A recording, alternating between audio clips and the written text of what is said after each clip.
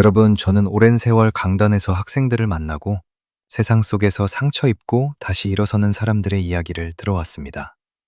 그 과정에서 한 가지를 반복해서 확인하게 됩니다. 사람은 지식으로만 사는 것이 아니라 자기 자신을 지키는 기술로 삽니다.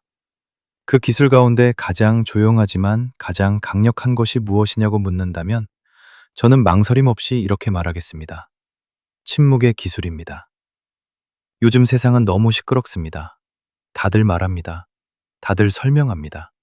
다들 나를 보여주려고 합니다.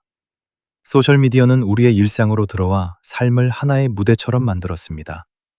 새로 산 물건을 사진으로 올리고, 기분이 흔들리면 감정을 글로 쏟아내고, 아직 이루지 못한 계획을 먼저 발표합니다.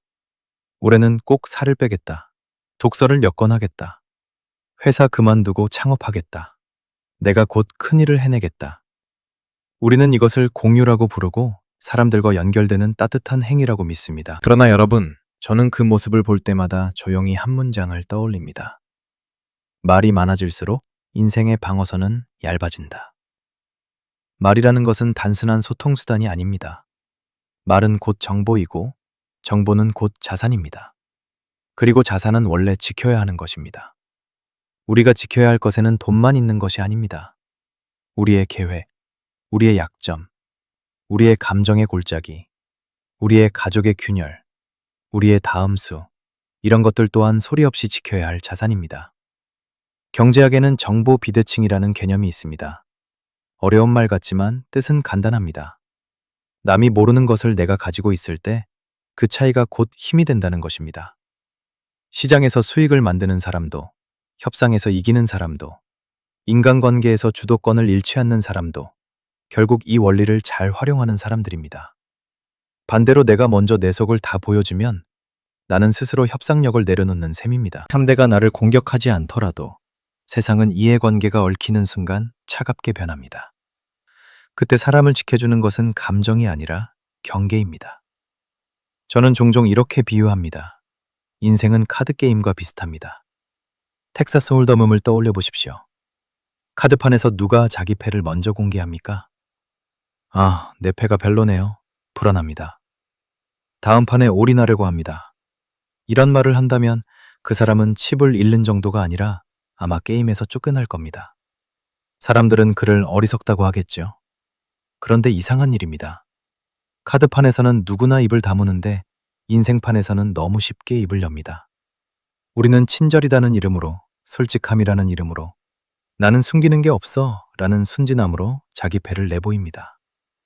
여러분, 인생에서 우리가 내보이는 패는 무엇입니까? 나의 진짜 재정 상태, 다음 계획, 아직 완성되지 않은 아이디어, 내가 두려워하는 것, 내가 약한 부분, 내가 미워하는 사람, 나의 가정 안의 문제, 이런 것들을 아무 조건 없이 말하는 순간 우리는 스스로를 벌거벗깁니다. 더 위험한 것은 내가 나를 해칠 수 있는 칼을 만들어서 상대에게 쥐어준다는 점입니다. 지금 당장은 아무 일이 없어 보일지도 모릅니다. 상대가 웃어줄 수도 있습니다. 공감해 줄 수도 있습니다. 그러나 인생은 늘 지금만으로 결정되지 않습니다. 이해관계가 바뀌는 순간 그 정보는 대화에서 무기로 변합니다. 이때 많은 분들이 말합니다. 교수님, 저는 적에게 말한 게 아니라 친구에게 말한 겁니다. 그러나 저는 그 말이 가장 위험하다고 생각합니다. 오래된 속담이 있죠. 비밀을 지키고 싶으면 친구에게도 말하지 말라. 친구에게도 친구가 있기 때문이다. 인간의 본성은 시험을 오래 견디지 못합니다. 사람은 악해서가 아니라 약해서 실수합니다. 술자리에서 무심코 흘릴 수도 있고, 누군가에게 인정받고 싶어서 과장할 수도 있고, 질투가 스칠 수도 있고, 이해관계가 커질 수도 있습니다. 그 순간 오늘의 친구는 내일의 불편한 사람이 될 수 있습니다. 이것은 인간을 불신하자는 말이 아닙니다. 인간을 현실적으로 이해하자는 말입니다. 그렇다면 왜 우리는 참지 못하고 말할까요? 이유는 단순합니다. 말하면 즉시 보상이 오기 때문입니다. 누군가가 대단하다고 칭찬하면 마음이 부풀어 오릅니다. 사람들이 내 게시물에 좋아요를 누르면 우리는 존재감을 확인합니다. 뇌는 도파민이라는 보상을 줍니다. 그런데 여러분, 이 보상은 값싼 쾌감입니다. 짧고 달콤하지만 중독성이 있습니다. 문제는 우리는 그 몇 초의 쾌감을 얻기 위해 너무 큰 대가를 지불한다는 것입니다. 우리는 우리의 사생활을, 우리의 계획을, 우리의 심리적 안전지대를, 우리의 다음 수를 스스로 공개하며 팔아버립니다. 그리고 한 번 퍼진 정보는 다시 회수할 수 없습니다. 제가 오랫동안 관찰한 바에 따르면 진짜 지혜로운 사람들은 대개 조용합니다. 그들은 잠수함 같습니다. 수면 위에서 시끄럽게 물보라를 만들지 않습니다. 깊은 곳에서 묵묵히 움직입니다. 어디에 있는지 잘 보이지 않고 무엇을 목표로 하는지도 쉽게 드러내지 않습니다. 그러다가 결정적인 순간에 결과로 말합니다. 그때 사람들은 뒤늦게 깨닫습니다. 아, 그 침묵이 이 사람의 힘이었구나. 정보의 공백이 곧 방어선이었구나. 그래서 제가 여러분께 드리고 싶은 첫 조언은 다소 과격하게 들릴지라도 정확합니다. 입을 꿰매십시오. SNS에서 인생을 공연하지 마십시오. 중요하지 않은 사람에게 상처를 설명하지 마십시오. 침묵은 비겁함이 아닙니다. 침묵은 때로 가장 강한 방어이며 가장 고급스러운 거리두기입니다. 물론 침묵이 곧 고립은 아닙니다. 말해야 할 때는 말해야 합니다. 다만 핵심은 이것입니다. 무엇을, 누구에게, 언제 말하느냐. 그리고 어떤 것들은 예외가 없습니다. 반드시 비밀이어야 합니다. 이제부터 저는 여러분이 절대로 입 밖에 내지 말아야 할 6가지 금기를 말씀드리려 합니다. 이것은 단순한 처세술이 아닙니다. 여러분의 부와 안전, 그리고 미래에 직접 연결된 경계선입니다. 그리고 첫 번째 금기는 사람들이 가장 가볍게 떠벌리는 바로 그것. 아직 이루어지지 않은 다음 수, 미완성의 계획입니다. 여러분, 이제 첫 번째 금기부터 말씀드리겠습니다. 첫 번째 금기. 아직 이루어지지 않은 계획, 다음 수를 입 밖에 내지 마십시오. 사람들은 흔히 이렇게 생각합니다. 말로 다짐하면 더 책임감이 생기지 않을까? 공개하면 주변의 시선 때문에라도 하게 되지 않을까? 그런데 제가 인생을 오래 바라보며 느낀 것은 정반대였습니다. 말로 먼저 꺼내는 순간 실천의 에너지가 빠져나간다는 것입니다. 매년 1월 1일이 되면 비슷한 풍경이 반복됩니다. 올해는 20kg 빼겠다. 올해는 책 50권 읽겠다. 올해는 회사를 그만두고 새로운 사업을 시작하겠다. 댓글과 주변 반응은 뜨겁습니다. 멋지다. 응원한다. 너라면 할 수 있다. 그런데 12월이 되면 어떻습니까? 대부분은 원래 자리로 돌아갑니다. 그리고 사람들은 자기 자신을 탓합니다. 나는 의지가 약해. 나는 게으른가 봐. 그러나 여러분, 문제의 본질은 의지가 아니라 순서에 있습니다. 실천이 먼저가 아니라 말이 먼저였기 때문입니다. 왜 그럴까요? 이유는 인간의 뇌가 생각보다 단순하기 때문입니다. 사람은 목표를 공개하고 인정받는 순간 마치 이미 절반을 이룬 것처럼 느낍니다. 말로 목표를 선언하고 주변에서 칭찬이 쏟아지면 뇌는 보상을 줍니다. 우리는 그 보상을 의욕이라고 착각하지만 사실은 대리만족에 가깝습니다. 해야 할 일을 하기도 전에 성공의 기분을 먼저 마셔버리는 것입니다.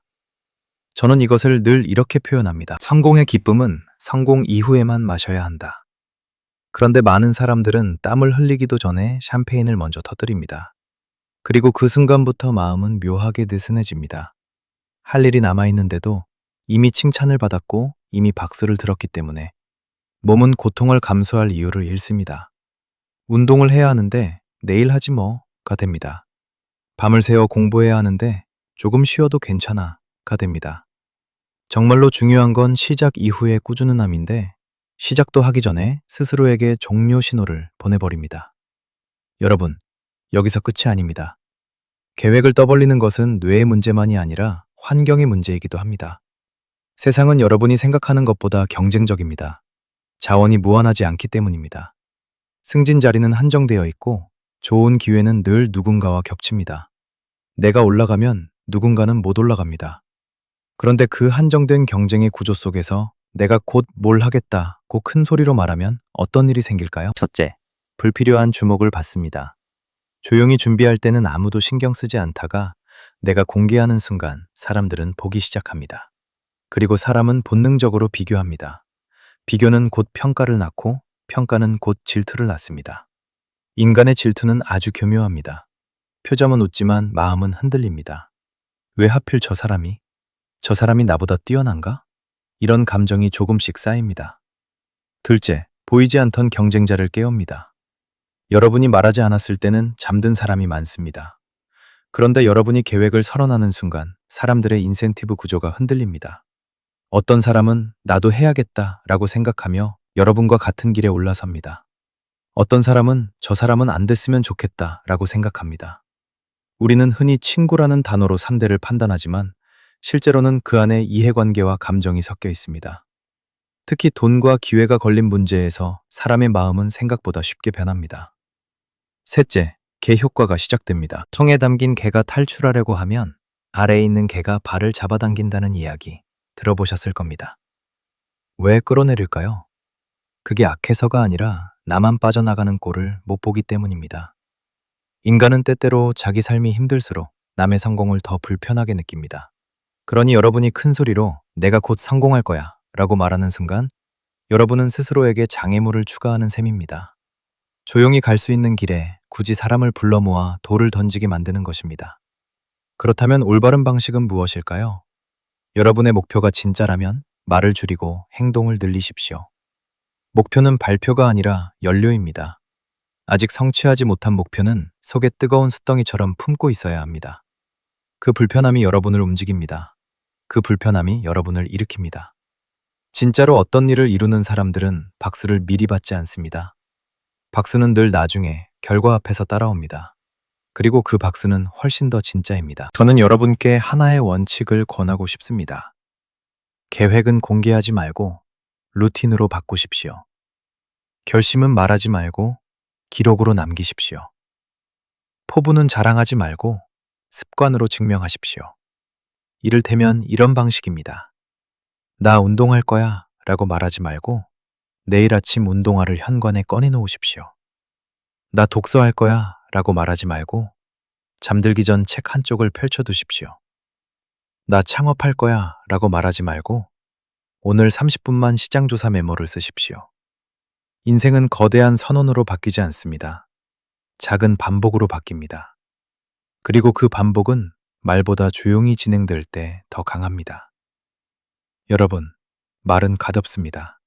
하지만 실행은 무겁습니다. 그래서 말이 먼저 나오면 실행은 뒤로 밀립니다. 반대로 실행이 먼저 쌓이면 말은 필요 없어집니다. 결과가 대신 말해주기 때문입니다. 그러니 첫 번째 금기를 반드시 기억하십시오. 아직 이루지 못한 계획을 말하지 마십시오. 그 계획이 진짜라면 조용히 만들어져야 합니다. 그리고 그 계획이 완성되어 세상 위로 떠오르는 날, 여러분은 더 이상 설명하지 않아도 됩니다.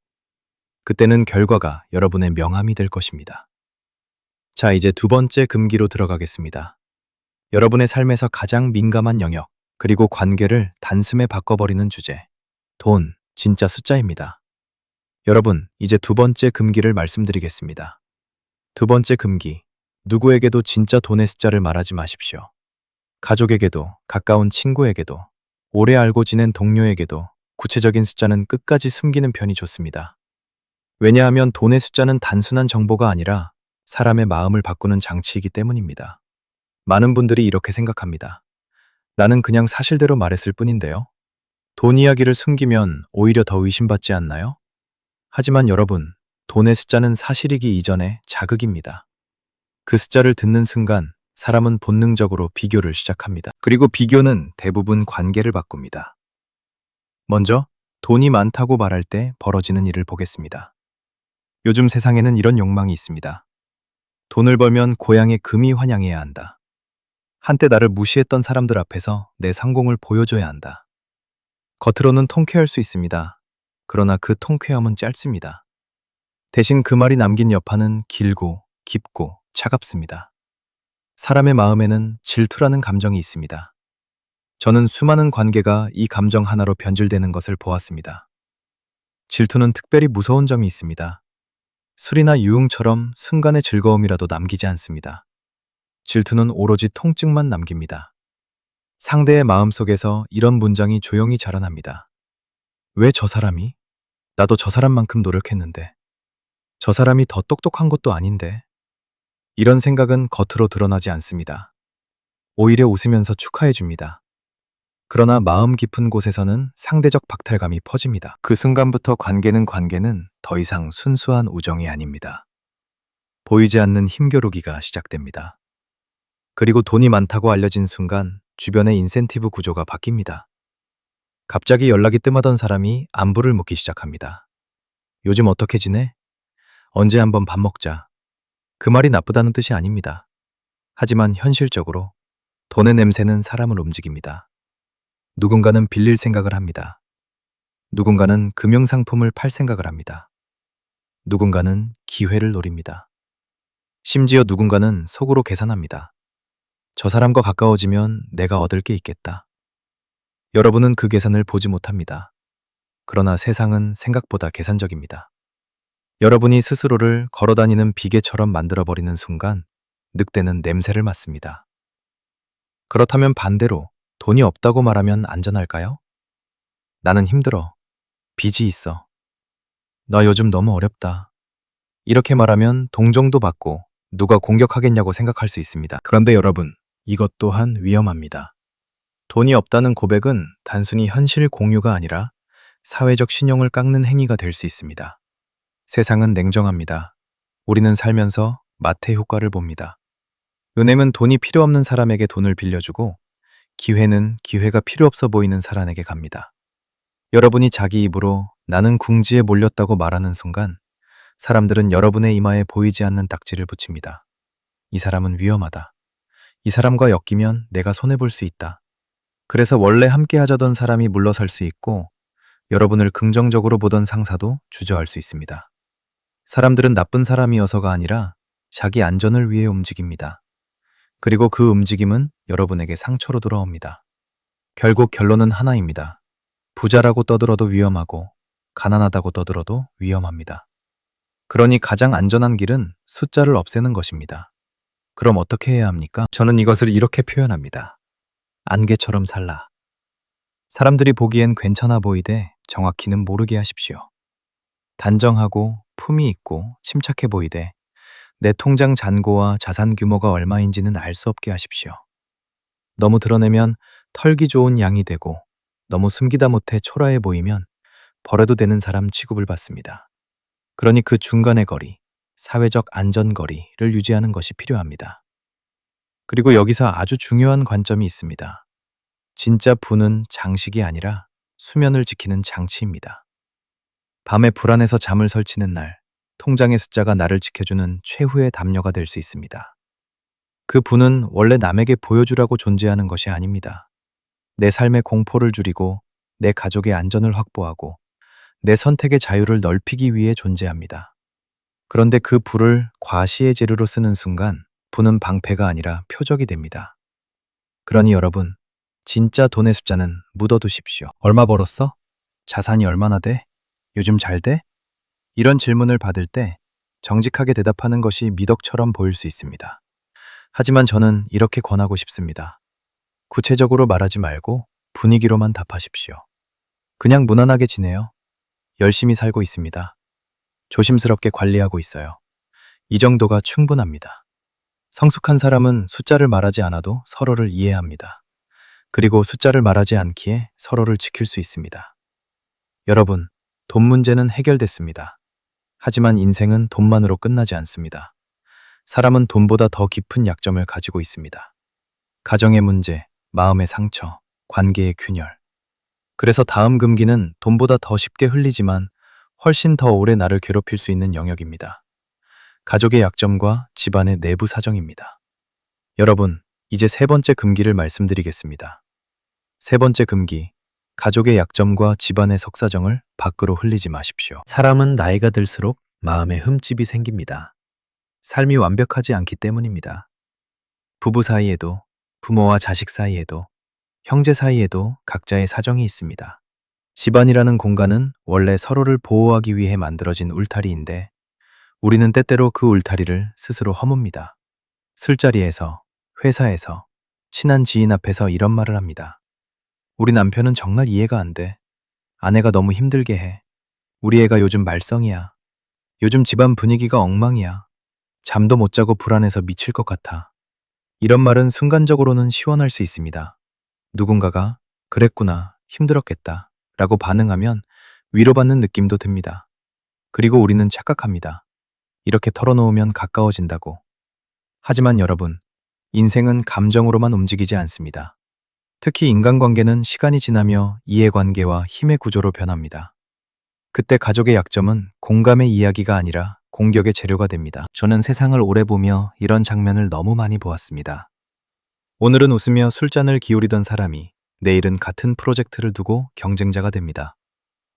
오늘은 친절하던 동료가 내일은 승진을 두고 내 옆자리를 뺏어야 하는 사람이 됩니다. 오늘은 괜찮아 라고 해주던 사람이 내일은 어떤 갈등 속에서 나를 누르기 위해 내 약점을 꺼내드는 사람이 됩니다. 가족의 문제는 특히 그렇습니다. 왜냐하면 가족은 여러분의 정체성의 뿌리이기 때문입니다. 내가 우리 집이 흔들린다고 말하는 순간 상대는 마음속으로 결론을 하나 냅니다. 저 사람은 지금 불안정하다. 불안정하다는 인식은 사회에서 아주 불리한 표식이 됩니다. 협상 자리에서, 평가 자리에서, 책임을 맡기는 자리에서 사람들은 본능적으로 안전한 사람을 선택하기 때문입니다. 더 무서운 것은 여러분이 흘린 말이 언젠가 정확한 타이밍에 돌아와서 여러분을 찌른다는 사실입니다. 예를 들어 회사에서 중요한 역할을 맡아야 하는 순간 누군가가 뒤에서 이렇게 말할 수 있습니다. 저 사람은 요즘 집안 문제 때문에 컨디션이 안 좋다더라. 그 말이 사실이든 아니든 상관없습니다. 이미 평판의 그림자를 만들기 충분합니다. 또 거래나 협력에서 이해관계가 충돌할 때 상대는 여러분의 감정 스위치를 찾습니다. 저 사람은 가족 이야기만 나오면 흔들린다. 부부 문제를 건드리면 판단이 흐려진다. 그때 상대는 그 약점을 이용합니다. 여러분이 스스로 준 정보로 여러분을 통제하는 겁니다. 여러분, 저는 여기서 한 가지 분명히 말씀드리고 싶습니다. 세상은 여러분의 상처를 돌봐줄 의무가 없습니다. 우리는 좋은 사람을 기대하지만 현실은 각자 자기 이익을 따르는 구조가 더 강합니다. 그래서 저는 가족의 문제를 밖에 꺼내는 행위를 아주 조심스럽게 경고합니다. 그것은 솔직함이 아니라 때로는 방어선의 붕괴입니다. 그렇다면 힘든데 누구에게도 말하지 말라는 뜻이냐고 묻고 싶을 겁니다. 아닙니다. 사람은 혼자서 모든 고통을 삼킬 수 없습니다. 그러나 중요한 것은 상대의 자격입니다. 가족의 깊은 문제, 마음의 균열, 불안과 우울 같은 것은 아무 사람에게 털어놓을 일이 아닙니다. 그런 문제는 오히려 전문가에게 가야 합니다. 상담사, 심리치료사, 혹은 신뢰할 수 있는 종교적 돌봄의 공간처럼 최소한의 윤리와 비밀 유지가 전제된 곳이 더 안전합니다. 어떤 관계는 따뜻해 보이지만 계약과 윤리가 없기 때문에 비밀이 보장되지 않습니다. 여러분이 지켜야 할 것은 감정의 시원함이 아니라 삶의 안전입니다. 여기서 한 단계 더 깊게 들어가 보겠습니다. 가족 이야기를 밖에 흘리는 사람들은 대개 나는 피해자다 라는 메시지를 함께 흘립니다. 그런데 그것이 반복되면 사람들은 이렇게 판단합니다. 저 사람은 늘 문제를 만들고 늘 남 탓을 한다. 여러분이 원한 것은 이해였지만 결과는 낙인이 될 수 있습니다. 세상은 생각보다 단순하게 사람을 분류합니다. 그리고 한 번 찍힌 인상은 쉽게 지워지지 않습니다. 그래서 저는 여러분께 이 원칙을 권합니다. 가족은 세상과 싸울 때 내 편이어야 합니다. 밖에 흘리면 가족은 내 편이 아니라 내 약점이 됩니다. 집안의 균열은 수리해야 할 벽이지 남에게 보여줄 창문이 아닙니다. 말로 위로받기보다 구조를 바꾸십시오. 대화 방식, 역할 분담, 상담, 치료, 생활 리듬. 현실을 움직이는 쪽으로 가야 합니다. 그리고 아주 실용적인 기준을 하나 드리겠습니다. 누군가 앞에서 가족 이야기를 하려는 순간 이렇게 자문하십시오. 이 사람이 내 비밀을 지킬 의무가 있는가? 대부분은 의무가 없습니다. 의무가 없다는 말은 언젠가 흘릴 가능성이 있다는 뜻입니다. 그 가능성 하나만으로도 여러분은 이미 손해입니다. 여러분, 세 번째 금기는 결국 한 문장으로 정리됩니다. 가족의 약점은 밖으로 내보내는 순간 나를 지키는 울타리가 아니라 나를 공격하는 손잡이가 됩니다. 자, 이제 네 번째 금기로 들어가겠습니다. 가족 이야기가 내 집안의 약점이라면 다음은 내 마음 안의 독입니다. 많은 사람들이 무심코 퍼뜨리지만 결국 자신에게 돌아오는 것. 원망과 험담, 그리고 불평의 습관입니다. 여러분, 이제 네 번째 금기를 말씀드리겠습니다. 네 번째 금기. 원망과 험담을 여기저기 흘리지 마십시오. 불평을 습관으로 만들지 마십시오. 사람은 살아가며 억울한 일을 겪습니다. 부당한 평가도 받고 무례한 사람도 만나고 어떤 순간에는 정말 이건 아니다 싶은 일을 당하기도 합니다. 그래서 마음속에 분노가 생기고 말하고 싶은 충동이 생깁니다. 누군가를 붙잡고 그 사람이 얼마나 나쁜지를 설명하고 싶고 내가 얼마나 피해자인지를 알아주길 바랍니다. 그 마음 자체는 인간적입니다. 그러나 여러분, 문제는 그 말이 나를 살리는 말이 아니라 나를 조금씩 죽이는 말이 될 수 있다는 데 있습니다. 우리는 흔히 원망을 정의감으로 착각합니다. 나는 틀린 말을 하는 게 아니야. 나는 사실을 말하는 거야. 하지만 세상은 사실보다 인상으로 사람을 판단하는 경우가 많습니다. 그리고 원망은 아주 빠르게 인상을 만듭니다. 원망이 많아질수록 사람들은 여러분을 이렇게 보기 시작합니다. 저 사람은 늘 불만이 많다. 저 사람은 함께 있으면 피곤하다. 저 사람은 문제가 생기면 남 탓을 한다.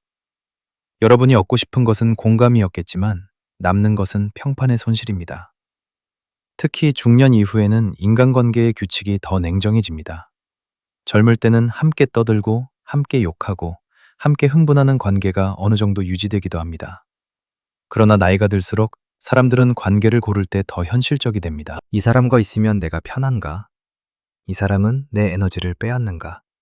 이 기준으로 관계를 정리합니다. 그리고 불평과 원망이 습관인 사람은 결국 사람을 잃습니다. 사람들은 악해서 떠나는 것이 아니라 자기 삶이 힘들어서 더 이상 타인의 어두움을 다함을 여력이 없어서 떠나는 것입니다. 여러분, 원망에는 또 하나의 치명적인 문제가 있습니다. 바로 부메랑 효과입니다. 여러분이 말한 험담은 결국 당사자의 귀에 들어갑니다. 심지어 그대로 들어가지도 않습니다. 전해지는 과정에서 과장이 되고 단어가 더 날카롭게 바뀌고 의도가 더 악의적으로 해석됩니다. 그래서 여러분은 원래 조금 풀고 싶어서 말했는데 결과는 어떻게 됩니까? 상대는 분노합니다. 상대는 복수심을 품습니다. 그리고 여러분은 원하지도 않았던 강력한 적을 하나 더 만들게 됩니다. 세상에는 이런 일이 정말 자주 있습니다. 내가 누군가를 욕한 것을 상대가 알게 되고 그는 나를 경쟁자로 보기 시작합니다. 그 순간부터 그는 내 실수만 기다립니다. 내 발목을 잡을 기회를 찾습니다. 그렇다면 여러분은 무엇을 얻었습니까? 잠깐의 시원함을 얻었을지 모릅니다. 그러나 그 대가로 장기적인 위험을 산 것입니다. 저는 이것을 인생의 관점에서 아주 비싼 거래라고 봅니다. 그리고 원망은 인간관계만 망치는 것이 아닙니다. 내 안의 삶도 망칩니다. 원망을 자주 말하는 사람은 결국 원망 속에서 살게 됩니다. 무엇이든 누가 나를 힘들게 했는가로 해석하기 시작하고 그러면 마음은 늘 긴장 상태에 들어갑니다. 그 긴장은 몸으로 내려갑니다. 잠을 깨트리고 소화력을 깨트리고 표정을 바꾸고 결국 삶의 기운을 바닥으로 끌어내립니다. 여러분, 사람은 자기가 하는 말을 가장 많이 듣는 존재입니다. 내가 남을 향해 던진 원망이 결국 가장 많이 상처내는 사람은 누구일까요? 바로 나 자신입니다. 그렇다면 상처를 참기만 하라는 말이냐고요? 아닙니다. 저는 감정을 억누르는 것을 지혜라고 부르지 않습니다. 중요한 것은 표현의 방식과 출구의 방향입니다. 저는 네 번째 금기를 이렇게 실천하라고 권합니다. 첫째, 원망을 대화로 풀지 말고 정리로 바꾸십시오. 원망이 올라오면 누군가에게 말하기 전에 먼저 종이에 적어 보십시오. 내가 지금 화가 나는 이유는 무엇인가? 내가 진짜 원하는 것은 무엇인가? 이 문제를 해결하기 위해 내가 할 수 있는 최소 행동은 무엇인가? 말은 흩어지지만 글은 구조를 만듭니다. 구조가 생기면 감정은 진정되고 행동이 가능해집니다. 둘째, 험담의 출구 대신 거리두기를 선택하십시오. 여러분이 정말 누군가를 싫어한다면 가장 성숙한 해결은 두 글자입니다. 무시. 관심을 끊는 겁니다. 내 마음에서 그 사람을 상각 처리하는 겁니다. 회계에서 나쁜 채권을 손실 처리하듯 내 인생에서도 그 사람의 영향력을 손실 처리하십시오. 험담은 상대를 내 삶에 계속 살게 합니다. 반면 무시는 상대를 내 삶에서 추방합니다. 그래서 무시가 더 강합니다. 더 차갑고 더 성숙합니다. 셋째, 정말 말해야 한다면 아무에게나 말하지 마십시오. 상담, 치료 혹은 비밀이 보장되는 공간처럼 최소한의 윤리와 역할이 있는 곳에서 말하십시오. 사람들에게 푸는 순간 그 말은 관계의 거래가 되고 소문이 되고 때로는 무기가 됩니다. 그러나 전문적 공간에서의 말은 회복을 위한 재료가 됩니다. 넷째, 원망을 행동 에너지로 바꾸십시오. 억울함이 올라올 때 그 에너지를 몸으로 씻어내는 분들이 있습니다. 밤에 5km를 걷고 땀을 흘리고 침묵 속에서 자신을 정리합니다. 저는 그런 방식이 훨씬 건강하다고 봅니다. 말은 순간의 쾌감이지만 행동은 삶의 구조를 바꿉니다. 여러분, 네 번째 금기는 결국 이렇게 정리됩니다. 원망을 말로 퍼뜨리는 순간 나는 상대에게도 상처를 주지만 결국 내 인생에 더 큰 손해를 남긴다. 험담은 내 품격을 갉아먹고 불평은 내 에너지를 세게 하며 원망은 내 미래를 좁힙니다. 그러니 오늘부터 이렇게 연습해 보십시오. 원난이 올라오는 순간 한 박자 늦추십시오. 말 대신 기록하십시오. 소리 대신 거리두기를 선택하십시오. 그리고 불평 대신 행동을 택하십시오.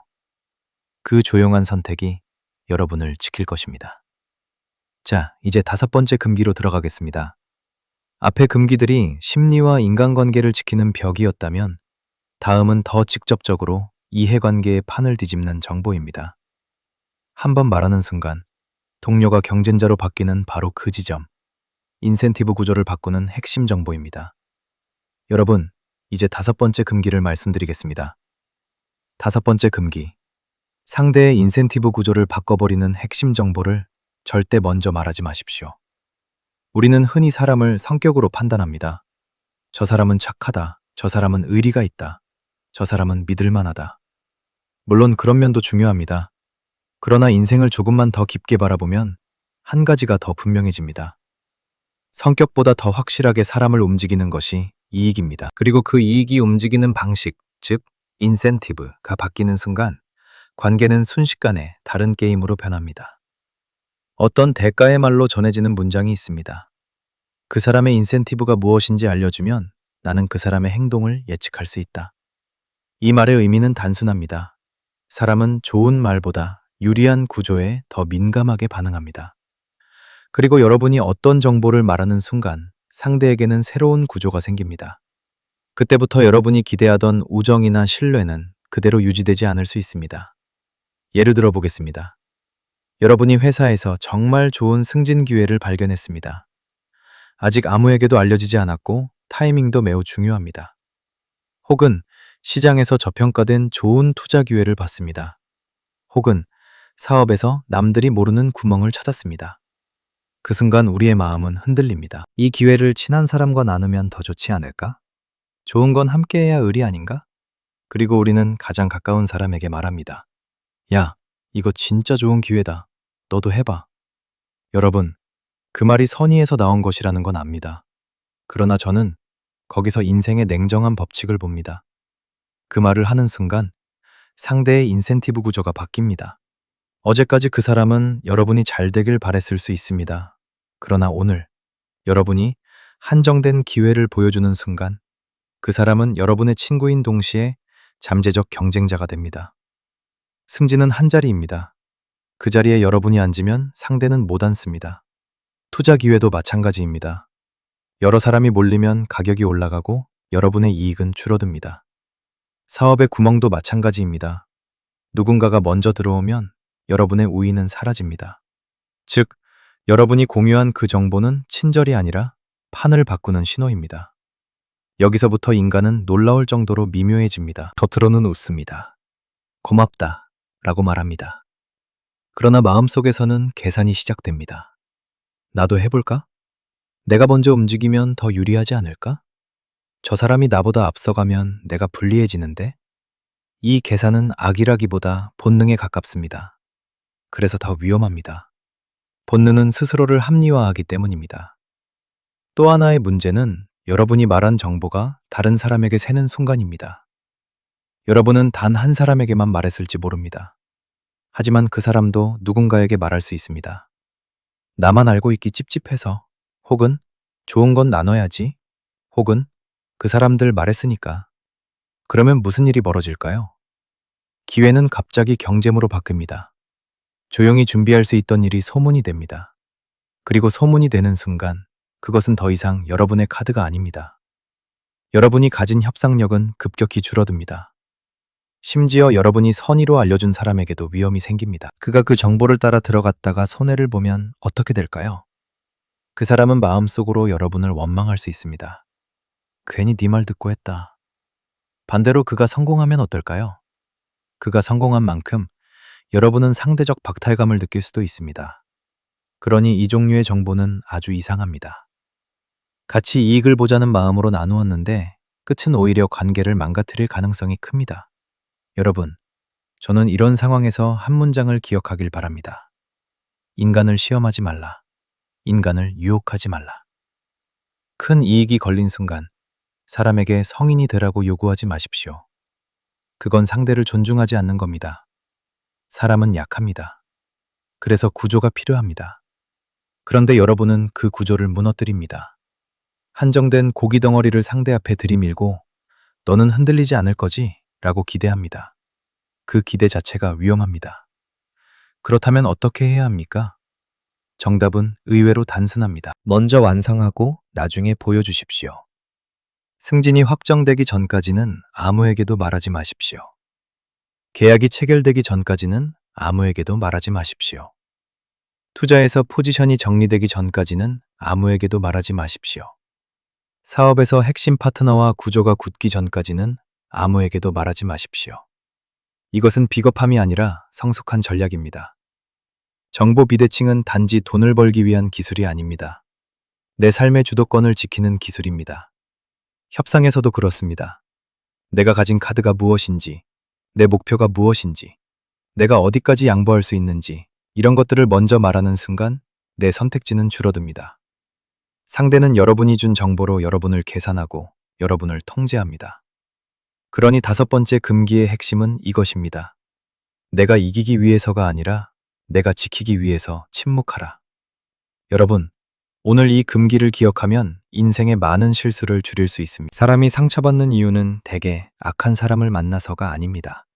내가 먼저 내 패를 공개했기 때문입니다. 그리고 그 패 중에서도 가장 위험한 것이 기회에 대한 정보입니다. 그것은 관계의 판을 바꿉니다. 친한 사람을 경쟁자로 만들고 동료를 적으로 만들 수 있습니다. 자, 이제 마지막 6번째 금기로 들어가겠습니다. 지금까지의 금기들이 부와 관계를 지키는 벽이었다면 마지막은 더 직접적입니다. 생존과 안전입니다. 요즘 시대에는 범죄가 몸만이 아니라 데이터로도 들어옵니다. 그래서 마지막 금기는 단순하지만 치명적입니다. 나의 보안과 안전에 관한 디테일을 절대 말하지 마십시오. 여러분, 이제 6번째이자 마지막 금기를 말씀드리겠습니다. 6번째 금기, 생존과 안전에 관한 디테일을 절대로 말하지 마십시오. 이 말은 다소 과장처럼 들릴 수 있습니다. 나는 평범한 사람인데 무슨 스파이도 아니고 누가 나를 노리겠어? 라고 생각할 수도 있습니다. 그러나 여러분, 오늘날의 위험은 과거와 다릅니다. 지금은 누군가가 칼을 들고 오지 않아도 됩니다. 정보 몇 조각만으로도 사람의 삶을 충분히 흔들 수 있는 시대입니다. 우리가 안전이라고 말할 때 많은 분들은 물리적인 위험만 떠올립니다. 강도, 도난, 폭력 같은 것들 말입니다. 물론 그것도 중요합니다. 하지만 오늘은 더 넓게 봐야 합니다. 사이버 범죄, 사기, 신원도용, 가정침입, 사회공학 같은 위험들이 점점 더 정교해졌습니다. 그리고 이 위험들은 의외로 단순한 곳에서 시작됩니다. 바로 우리가 무심코 흘리는 생활정보에서 시작됩니다. 여러분, 생각해 보십시오. 다음 주 월요일부터 2주 동안 유럽 여행 갑니다. 드디어 비자 나왔어요. 집에 아무도 없겠네. 오늘 밤은 친구들이랑 밖에서 밤샐 것 같아요. 우리 집 비밀번호는 애 생일이에요. 저는 비밀번호를 늘 같은 패턴으로 씁니다. 현금은 집 어디에 보관해요?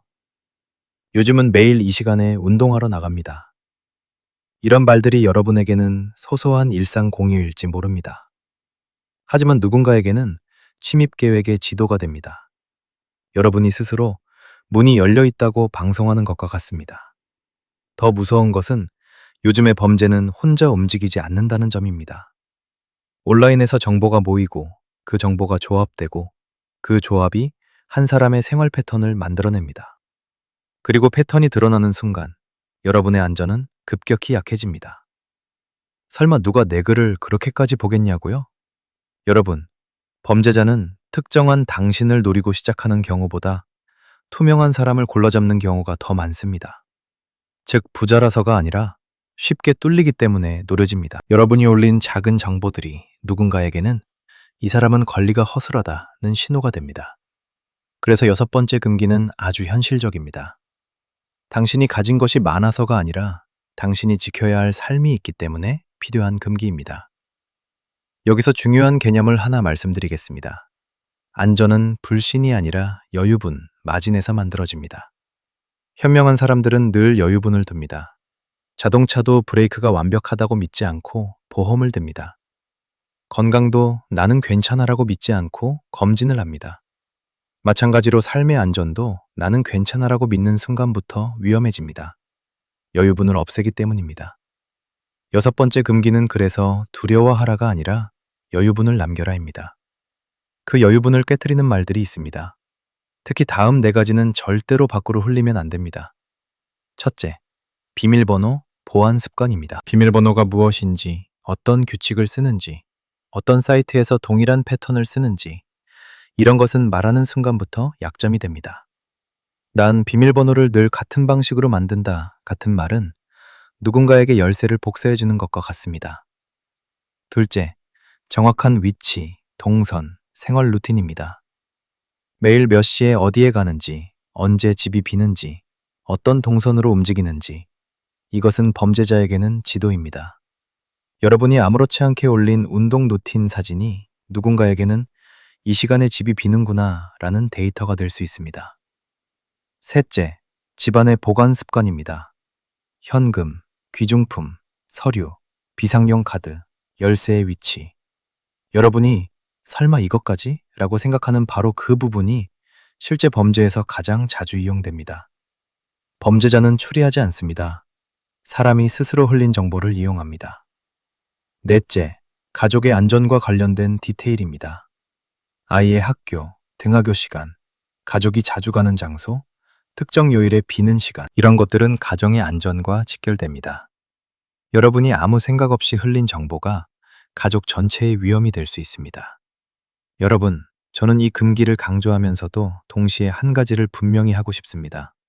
이것은 세상을 적으로 보라는 말이 아닙니다. 다만 세상은 완벽히 선하지 않다는 사실을 인정하라는 말입니다. 그리고 그 인정 위에서 내가 지켜야 할 것을 지키라는 말입니다. 진짜 지혜로운 사람들은 자신을 하나의 블랙박스로 만듭니다. 밖에서는 입력과 출력만 보입니다. 저 사람은 열심히 사는구나. 저 사람은 단정하구나. 저 사람은 안정적이구나.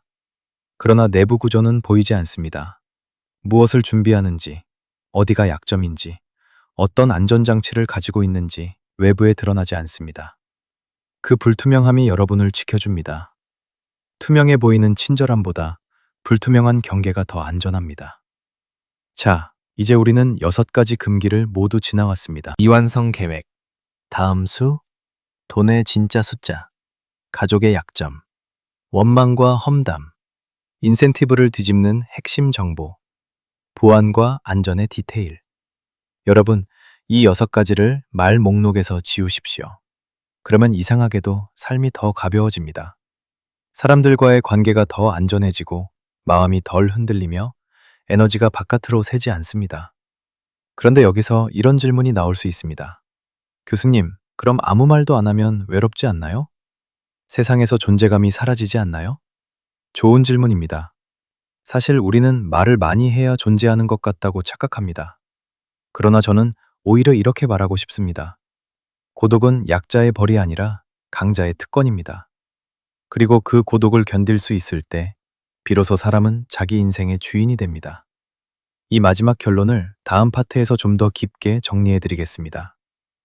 침묵은 금이라는 말은 도덕의 문장이 아니라 에너지의 법칙일 수 있습니다. 말이 줄어들 때 에너지는 모입니다. 그리고 그 에너지가 여러분의 삶을 바꿉니다. 여러분, 이제 마지막 결론을 정리해 보겠습니다. 많은 분들이 침묵은 금이다라는 말을 그저 윤리교과서의 문장처럼 생각합니다. 말 조심하라, 수다 떨지 마라, 그런 정도로만 이해합니다. 그러나 저는 이 문장이 더 깊은 의미를 가진다고 봅니다. 침묵은 단순한 태도가 아니라 에너지의 법칙일 수 있습니다. 우리는 말할 때 에너지를 씁니다. 설명할 때, 변명할 때, 과시할 때, 하소연할 때.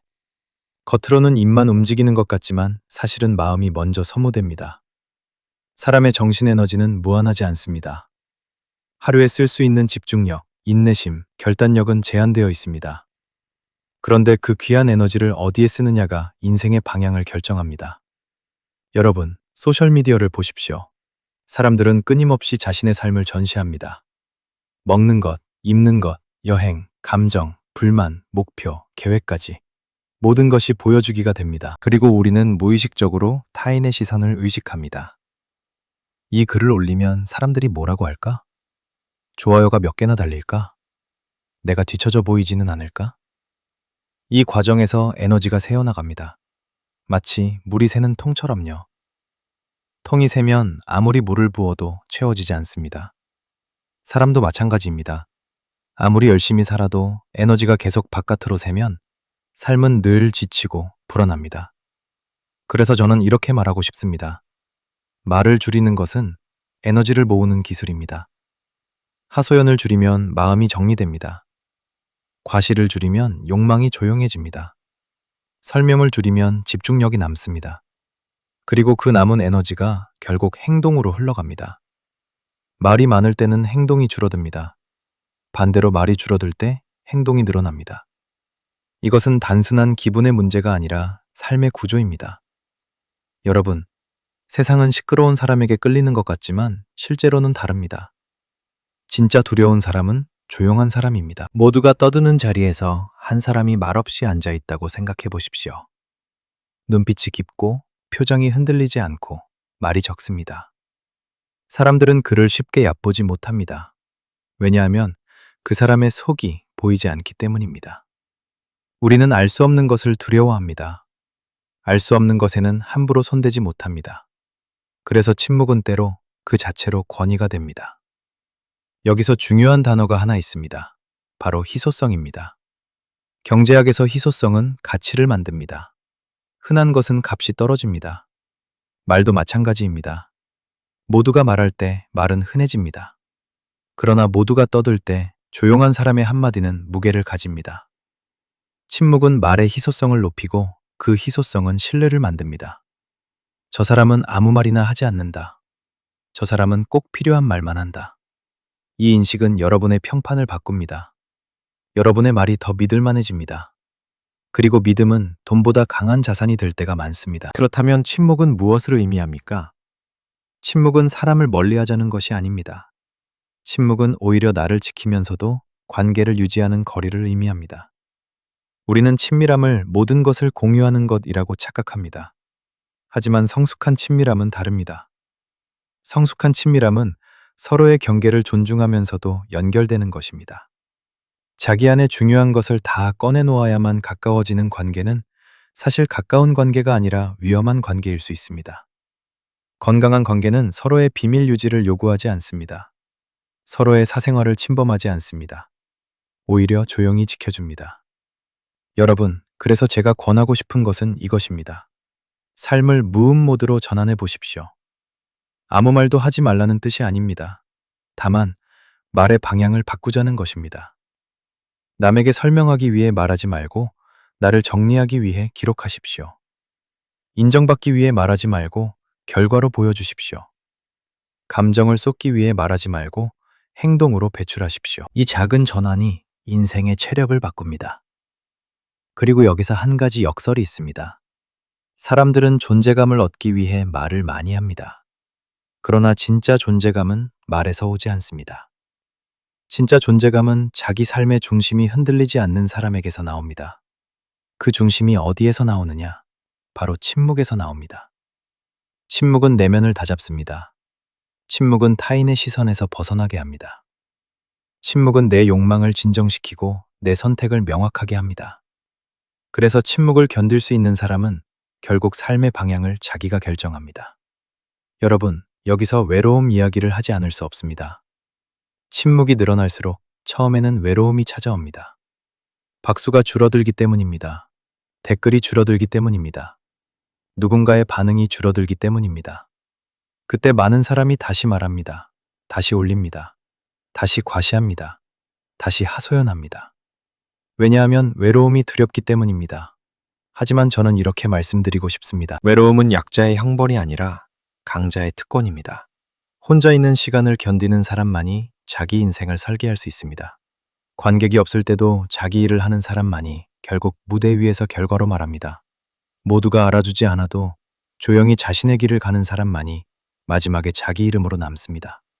여러분, 오늘부터 아주 작은 실천을 해보십시오. 기분이 흔들릴 때 즉시 말하지 말고 10분만 걷기. 무언가를 성취했을 때 즉시 올리지 말고 하루만 묵히기. 계획이 생겼을 때 즉시 공유하지 말고 첫 결과를 만든 뒤에 말하기. 이 세 가지가 습관이 되면 여러분은 놀라운 변화를 경험할 것입니다.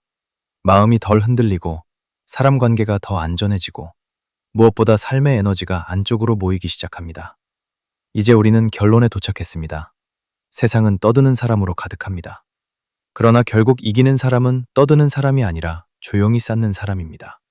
침묵은 금이 아니라 무기일 수 있습니다. 그리고 그 무기는 남을 찌르기 위한 것이 아니라 여러분의 삶을 지키기 위한 것입니다.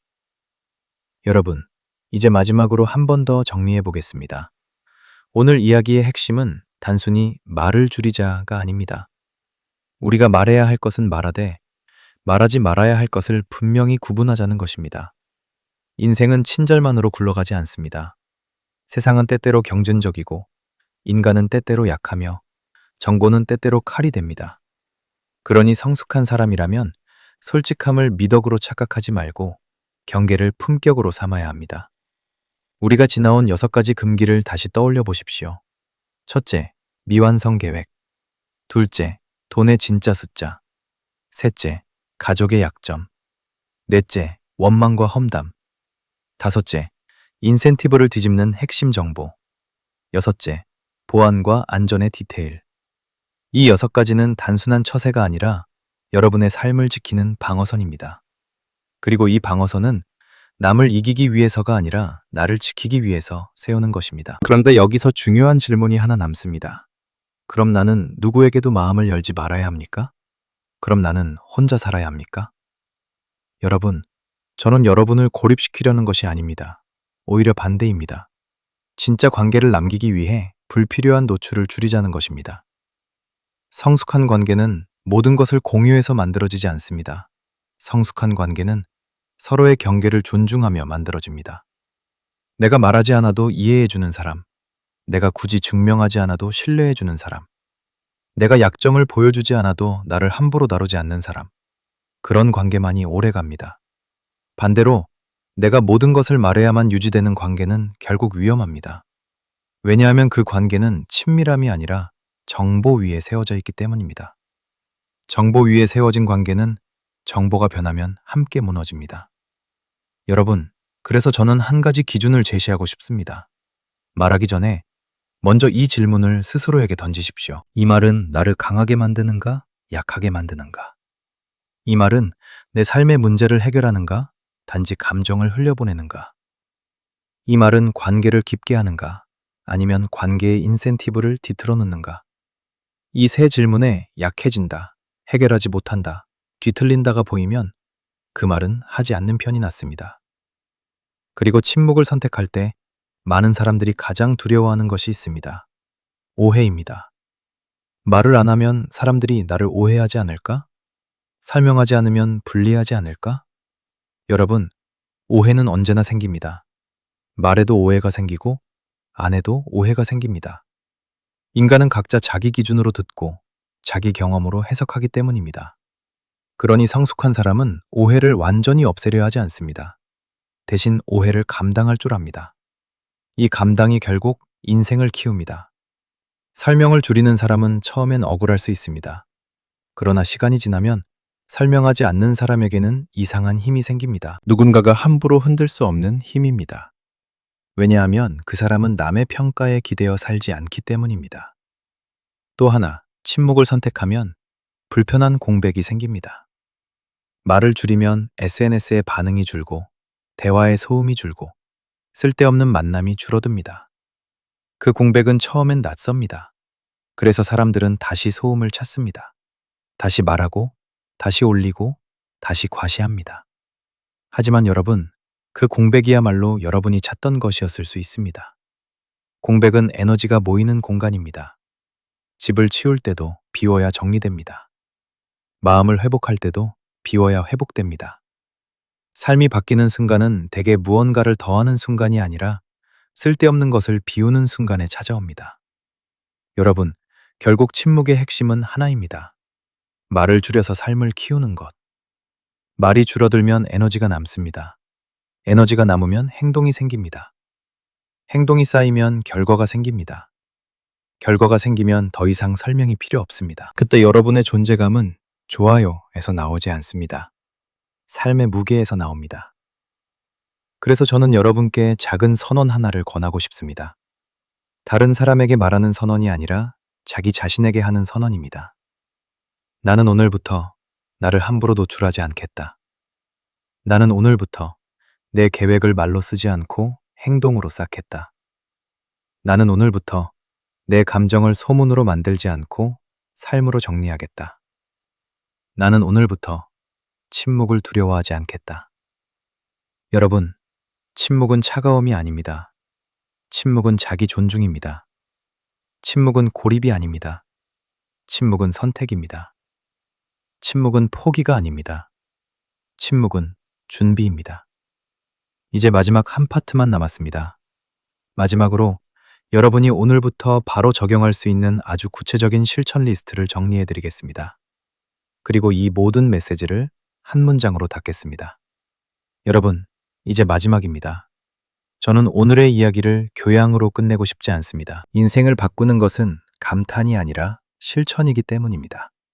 그래서 지금부터는 아주 구체적으로 정리해 드리겠습니다. 오늘부터 바로 적용할 수 있는 방식으로요. 복잡하지 않습니다.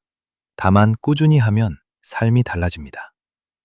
먼저 오늘의 메시지를 한 문장으로 압축하면 이것입니다.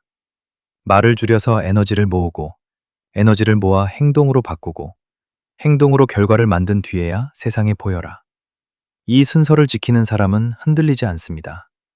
반대로 이 순서를 거꾸로 사는 사람, 말부터 하고, 인정부터 받고, 행동은 나중으로 미루는 사람은 늘 소모되고 불안합니다. 그럼 실천으로 들어가겠습니다.